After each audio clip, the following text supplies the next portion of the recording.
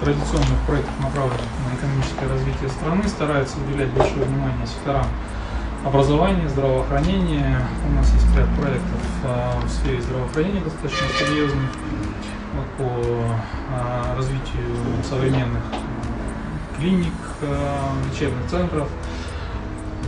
И в сфере образования сейчас ваш проект направлен на внедрение современных методик обучения, создание современных лабораторий, мест досуга детей, коворкинг-центров. Это следующая ступень образовательного процесса.